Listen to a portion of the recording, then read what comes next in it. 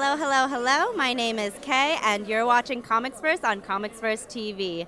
I'm here at the second year of FlameCon, New York's first queer comic convention, and I'm here with Simon Graves. Simon, how are you today? I'm doing well. How are you? I am doing well. And so you're an author of contemporary horror, suspense, sci-fi, fantasy. What about those genres compels you as a storyteller?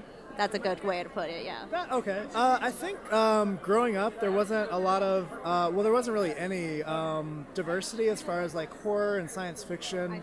And it was more like, it would have been nice to have like a little bit more relatable characters and more stories that I could like, involve myself in or get attached to more. So I think that's a definite factor. And then I think just from a very young age, I really liked like horror movies and books and stories and mysteries and that sort of thing. So it's always been something I've been interested in. It's something I've been drawn to.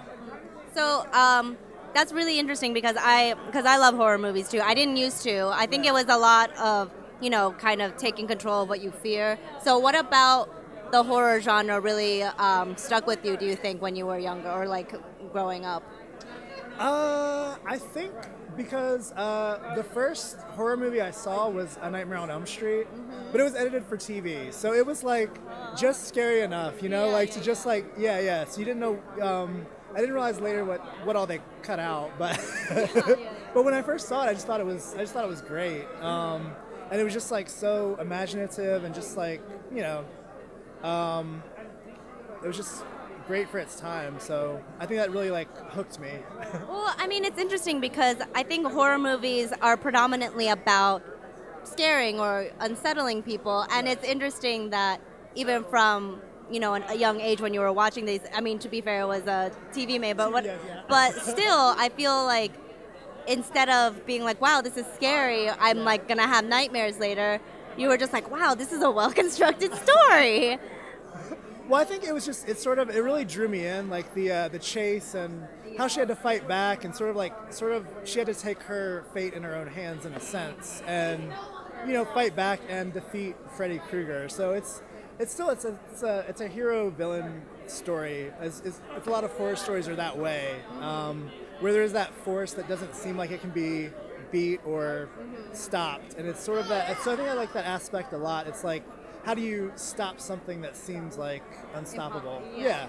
That's really interesting. So then that kind of factors into the book that you have right there. It's actually been called a geosocial networking app for gay men. And you want to describe the story a little bit?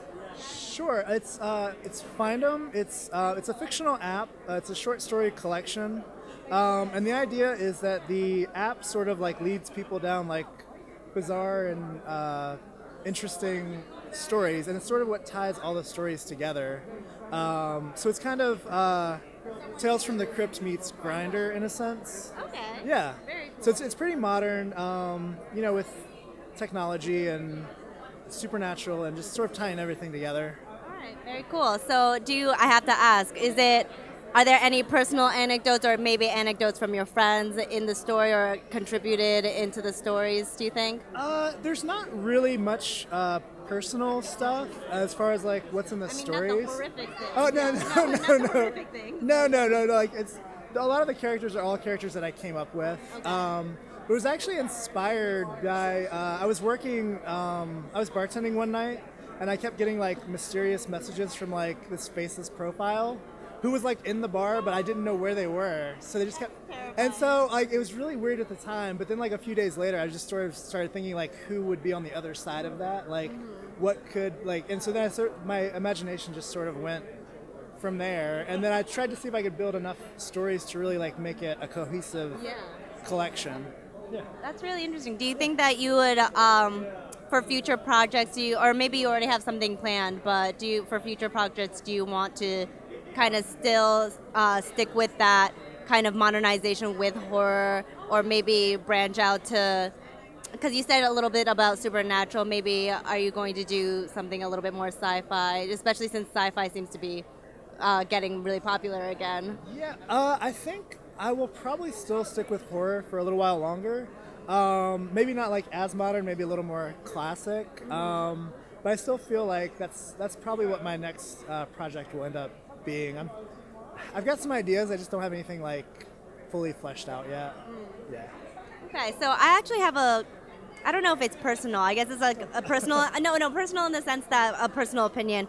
So I feel like something that makes the horror genre, as well as even sci-fi or fantasy, what make those genres so amazing and so relatable in a weird ways, because it takes these very real and relatable themes and kind of puts them in a hyperbolized world, or like a fictional hyperbolized world. So do you think that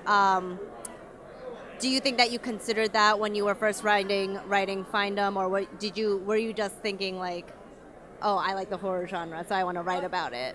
That's definitely a factor when I was sort of plotting it out, because there are definitely like real life scenarios where like these apps have sort of led to unfortunate circumstances, and so I didn't want to have like real life incidences, but I wanted to have those. So I sort of took it to a supernatural level in a sense, because it is, at the end of the day, it is still like a little, scary when you're talking to a complete stranger online. Yeah. So it's definitely a factor. But I was trying to avoid like any like real time references, just because I didn't want to like tap. It's too close. So I feel like it would kind of ruin the world in a sense, That's really interesting. That's why I haven't gotten a chance to read it, but I'm really excited to check it out. And I guess my final question would be, is there any story in whatever genre, like any story right now in comics or TV or movies, that has compelled you particularly lately? Just because, at least in movies, it seems a little dry lately. So I'm just asking, like, is there anything that's inspired you recently? The movies are a little dry lately. Inspiration-wise, I'm not sure, but I think Stranger Things. I feel like that has really like upped the level for science fiction and horror, and yeah. So it did a great job of like combining so many like past elements and just like pulling off a great story. So yeah. So that would probably be like my most inspiring thing right now. Yeah. But do you think that we're stuck in a generation of generating content that's just homages to better times, or do you think anything original will come out? I think people will still continue to make new content, especially like Lights Out was a really good like short film that was just it did a good job of like scaring you in such a short amount of time. Yeah. So I think new content will still come out, but it's in some ways it's a little safer, and it's a little more familiar with people too, to sort of stick with what they've seen, or pieces of what they've seen before. Check it out. It's on Amazon, Barnes and Nobles, and iTunes. So, and I'm actually gonna start working on an audio version soon. I want to do an audiobook next. Very cool. Yeah. So yeah. All right. So thank you. Thank you, viewers, for watching me at FlameCon 2016. Remember to subscribe to our YouTube channel. It's Comics First TV. We are also on Facebook, Tumblr, Twitter. We're on all of the platforms. Also, lastly, don't forget to check us out at www.comicsfirst.com for in-depth comics analysis. Simon, it was very nice to talk to you. It was a pleasure to talk to you too. And that's all for today. Thanks.